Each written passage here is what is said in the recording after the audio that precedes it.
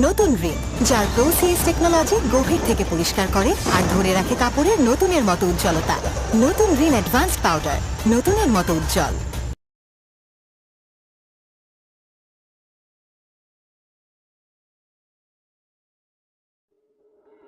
স্বামীর বেকার ছেলে মেয়ের বিয়ে করে নিয়ে আসলো। বাবা মা ঠিকই বুঝবে না আমি যেসব ইচ্ছে করে করিনি। তারা তো চেনে আমাকে, আমি তো কখনো খারাপ চাইনি কারো। একদিন হয়তো সব ঠিক হয়ে যাবে। যখন যেটা দরকার হবে শ্বশুর হিসেবে না, বাবা হিসেবে চাইবে।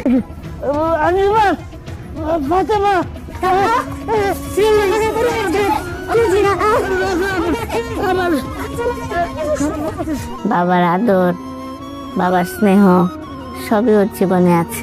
স্বামীর জন্য কলজের ভিতরে কেমন জানি লাগতেছে খালি।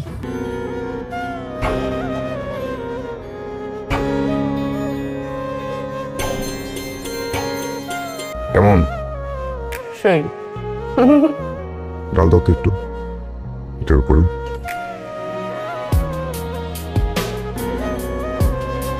ও ম্যাডাম, আপনাকে তো একটা কথা বলে নেই, ফাহাদ কিন্তু একটা নতুন কোম্পানি স্টার্ট করছে।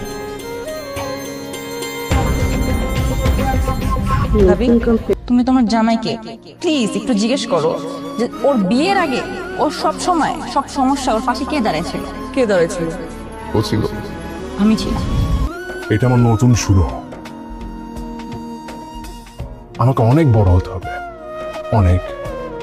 জড়াই দিলে তোকে, কিন্তু বিশ্বাস কর পরিস্থিতির চাপে পড়ে আমাকে বাড়িটা বিক্রি করতে হয়েছে। নতুন রিন, যার প্রোসিএস টেকনোলজি গভীর থেকে পরিষ্কার করে আর ধরে রাখে কাপড়ের নতুনের মতো উজ্জ্বলতা। নতুন রিন অ্যাডভান্স পাউডার, নতুনের মতো উজ্জ্বল। আচ্ছা, আমি এগুলো একটু ঠিক করে গুছায় রাখি। দাও যা, তা ঠিক আছে করো, ঠিক আছে। একটা কাপড় দিস। আচ্ছা দিতাছি। মানুষ মাত্রই তো ভুল। ফাহাদ ভাই যদি নিজের ভুলটা নিজে বুঝতে পারে, তার একটা সুযোগ দেওয়া উচিত না? 100 বার সুযোগ পাইলে 100 বার ভুল করবে, ওই টাইপের লোক সে। ও হঠাৎ গ্রামে। আচ্ছা বাবা, তোমার সাথে পরে কথা বলি, এখন রাখি। আল্লাহ হাফেজ। হ্যালো ফুপা, আজকে কিন্তু আপনি না খেয়ে যাবেনই না, আজকে কিন্তু খেয়ে যেতে হবে। আমি আজকে অবশ্যই খেয়ে যাবো, তুমি না বললে আমি খেয়ে যেতাম। পারানের কাছে তোমার রান্নার এত প্রশংসা শুনেছি, আজকে দেখবো রহস্যটা কি। কি সুন্দর স্মেল। দেখি ও নুডলস বানাইছে, আমাকে একটু দাও। এনে এনে এনে এনে এনে বইনে তো তোরা আছে তো আমার কাছে আছে দিয়া তোর আছে। হ্যার বাড়িতে হেরাই কয়দিন থাকবো না থাকবো এটা নিয়ে মাথা গামানো কি আছে? কি আমি কি খারাপ পেলাম? না, তুমি ভালো কথা কইস। তুই এরকম চুপচাপ হয়ে গেছিস কেন? কেন জানি আজকে সামির ভাইয়ের কথা খুব মনে পড়ছে মা। সবসময়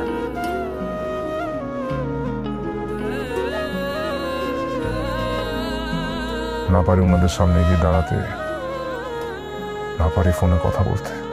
আমি বলেছিলাম না একদিন যে আমার ছেলে কিছু না কিছু একটা করবে, শুরু করছে। এখন আপনার ছেলে হয়ে গেছে।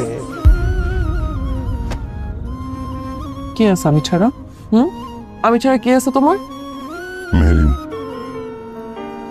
সেটাই জানি মনে থাক। আসসালামু আলাইকুম বন্ধুরা, আশা করি আপনারা সবাই ভালো আছেন। আপনারা অনেকেই প্রতীক্ষায় আছেন এটা আমাদেরই গল্প নাটকের 42 নম্বর পর্ব দেখার পর 43 নম্বর পর্বে কি ঘটতে চলেছে তা জানার জন্য। ঈদুল ফিতরের পর 41 ও 42 নম্বর পর্ব আপলোড হওয়ার পর দর্শক মহলে তুমুল সাড়া পড়েছে। আপনারা যারা 1 থেকে 42 নম্বর পর্ব পর্যন্ত সবগুলো এপিসোড দেখেছেন, তারা অবশ্যই কমেন্ট করে জানান যে নাটকটি আপনাদের কেমন লাগছে। আপনাদের মধ্য থেকে আমরা সেরা 100 জন দর্শককে পুরস্কৃত করব। তাই দেরি না করে এখনই ভিডিওতে একটি লাইক দিয়ে চ্যানেলটি সাবস্ক্রাইব করে নিন। আচ্ছা বন্ধুরা, আপনারা এখন কে কোথায় বসে আমার এই ভিডিওটি দেখছেন? কেউ কি প্রবাস থেকে দেখছেন? দুবাই, কাতার, ওমান নাকি সৌদি আরব থেকে? নাকি আমাদের মাতৃভূমি বাংলাদেশেরই কোনো জেলা বা গ্রাম থেকে দেখছেন? ঝটপট কমেন্ট করে জানান। আমি ভিডিওর শেষে আপনাদের কয়েকজনের নাম এবং জেলার নাম ঘোষণা করব। আপনাদের কমেন্ট পড়তে আমার ভীষণ ভালো লাগে। তাহলে আর দেরি না করে চলুন ঢুকে পড়ি আজকের মূল আলোচনায়। ৪২ নম্বর পর্বের সেই রুদ্ধশ্বাস মুহূর্তটি নিশ্চয়ই আপনাদের হৃৎস্পন্দন বাড়িয়ে দিয়েছে। আনোয়ার সাহেব যখন উঠানে লুটিয়ে পড়লেন, তখন পুরো গ্রাম যেন এক নিমেষে স্তব্ধ হয়ে গিয়েছিল। ৪৩ নম্বর পর্বের শুরুতে আমরা দেখব সেই ভয়াবহ পরিস্থিতির পরবর্তী চিত্র। গ্রামের মেঠো পথ ধরে যখন একটি ভাঙা ভ্যানে করে আনোয়ার সাহেবকে হাসপাতালে নেওয়া হবে, তখন আঞ্জুমান বেগমের আকাশ ফাটা আর্তচিৎকার আর ফাতেমার দিশেহারা দৌড় দেখে চোখের জল ধরে রাখা দায় হয়ে পড়বে। হাসপাতালের সাদা করিডরে যখন স্ট্রেচারটি দ্রুত গতিতে আইসিইউর দিকে যাবে, তখন চিকিৎসকদের গম্ভীর মুখাবয়ব বলে দেবে পরিস্থিতি কতটা জটিল। ডাক্তাররা স্পষ্ট জানিয়ে দেবেন এটি একটি ম্যাসিভ হার্ট অ্যাটাক এবং তাকে ফিরে পেতে হলে কয়েক ঘন্টার মধ্যে বড় কোনো সার্জারি প্রয়োজন। ঠিক এই সংকটময় মুহূর্তে ক্যামেরার লেন্স ঘুরবে ঢাকার দিকে। সমীর এক বিচিত্র অস্থিরতায় ভুগবে। বারবার তার ফোনটি বেজে উঠবে, কিন্তু সে ধরার সাহস পাবে না। মেহেরিন যখন তাকে শান্ত করতে চাইবে, ঠিক তখনই আসবে সেই দুঃসংবাদ। ফোনের ওপার থেকে ফাতেমার ভাঙা গলার কান্না শুনে সমীরের পৃথিবীটা যেন ওলটপালট হয়ে যাবে। সমীর এবং মেহেরিন তৎক্ষণাৎ গ্রামের উদ্দেশ্যে রওনা হবে। বাসের জানালা দিয়ে ঝাপসা প্রকৃতির দিকে তাকিয়ে সমীর মনে মনে তার বাবার সেই কঠোর কিন্তু মমতাময় স্মৃতিগুলো হাতড়াবে। সে কি পারবে সময় মতো পৌঁছে বাবার কাছে নিজের সব ভুলের ক্ষমা চেয়ে নিতে? অন্যদিকে ৪৩ নম্বর পর্বের সবচেয়ে বড় টুইস্ট আসবে যখন ফাহাদ হাসপাতালে উপস্থিত হবে। বাবার এই পরিণতির জন্য নিজেকে দায়ী করে সে যখন আঞ্জুমান বেগমের পা জড়িয়ে ধরবে, তখন মা হিসেবে নয়, বরং একজন বিচারক হিসেবে আঞ্জুমান বেগম তাকে প্রত্যাখ্যান করবেন। তিনি চিৎকার করে বলবেন, তোর উচ্চাকাঙ্ক্ষা আজ তোর বাবাকে মৃত্যুর দুয়ারে দাঁড় করিয়েছে। তোর দেওয়া টাকায় আমার স্বামীর চিকিৎসা হবে না। ফাহাদের এই অসহায়ত্ব এবং অনুশোচনা দর্শকদের মনে এক মিশ্র অনুভূতির সৃষ্টি করবে। সবচেয়ে নাটকীয় দৃশ্যটি আমরা দেখব যখন সমীর এবং ফাহাদ হাসপাতালের করিডরে মুখোমুখি হবে।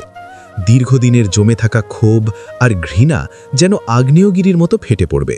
সমীর তার বড় ভাইয়ের কলার ধরে দেয়ালে চেপে ধরবে এবং হুঙ্কার দিয়ে বলবে, আজ যদি বাবার কিছু হয়ে যায় তাহলে সে ফাহাদকে কোনোদিন রেহাই দেবে না। কিন্তু নিয়তির খেলা অন্যরকম। অপারেশনের জন্য যখন লক্ষ লক্ষ টাকার প্রয়োজন পড়বে এবং হাতে সময় থাকবে মাত্র কয়েক মিনিট, তখন কি সমীর তার আত্মসম্মান বিসর্জন দিয়ে ফাহাদের জমানো টাকা গ্রহণ করবে, নাকি বাবার জীবন বাঁচাতে দুই ভাই সব বিভেদ ভুলে এক হবে? পর্বের একদম শেষ দৃশ্যে দেখা যাবে আনোয়ার সাহেবের সামান্য জ্ঞান ফিরে আসা।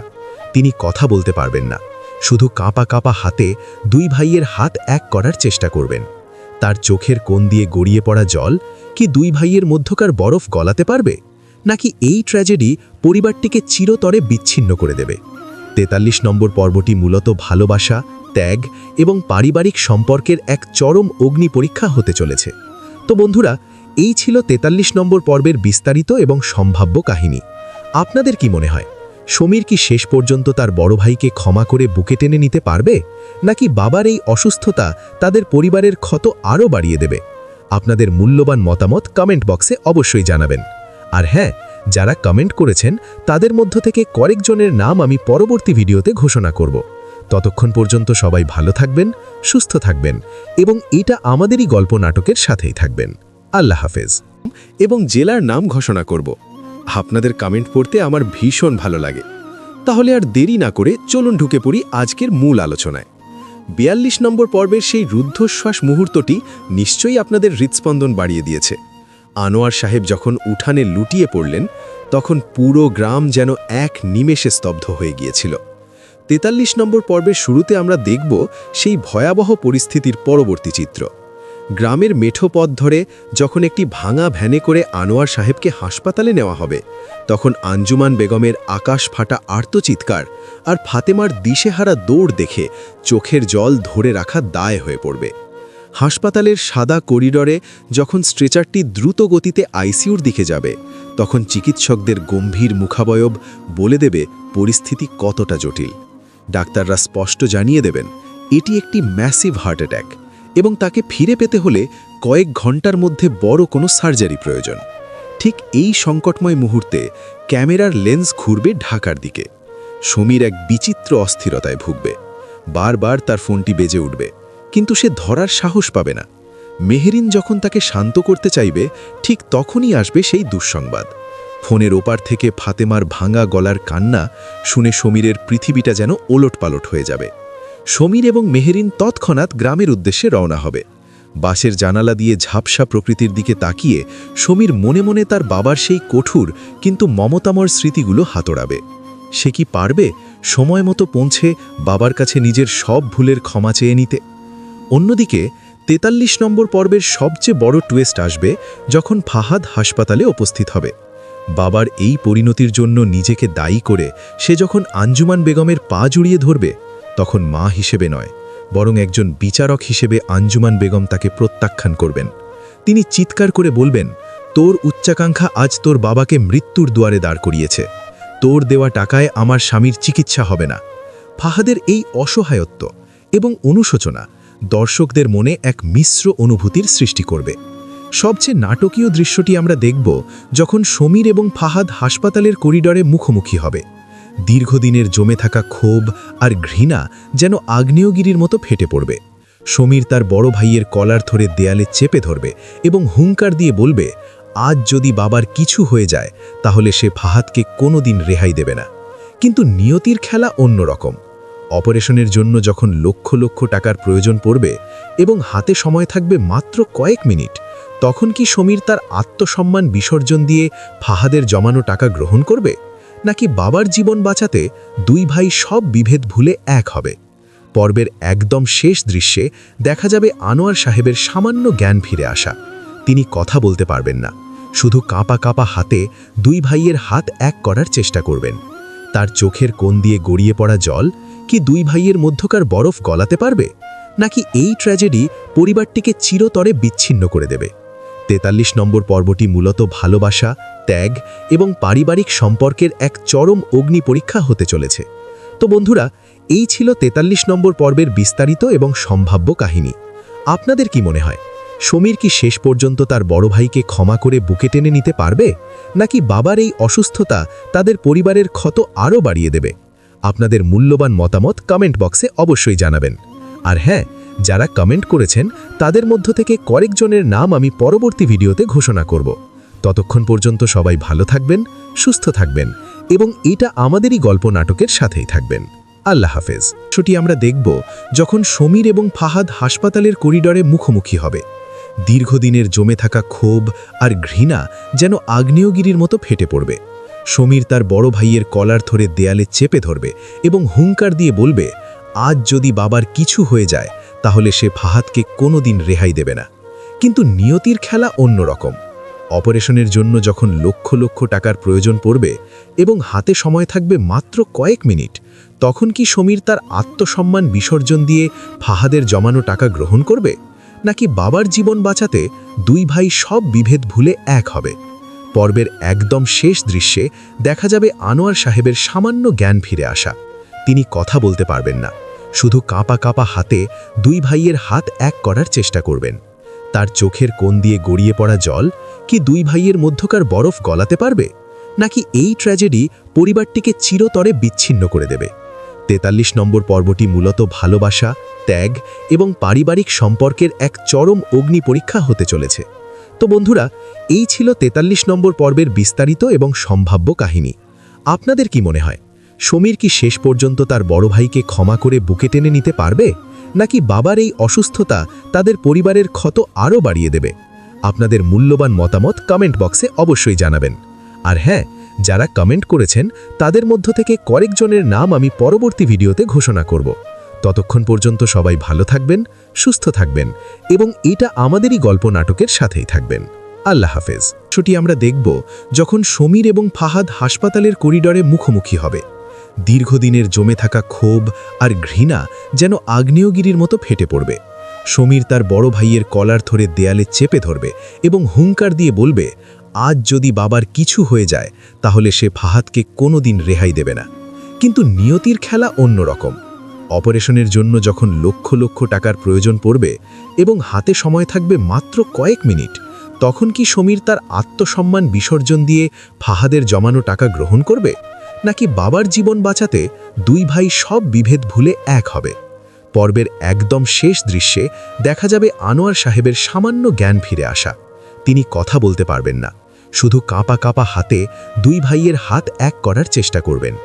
তার চোখের কোণ দিয়ে গড়িয়ে পড়া জল কি দুই ভাইয়ের মধ্যকার বরফ গলাতে পারবে, নাকি এই ট্র্যাজেডি পরিবারটিকে চিরতরে বিচ্ছিন্ন করে দেবে?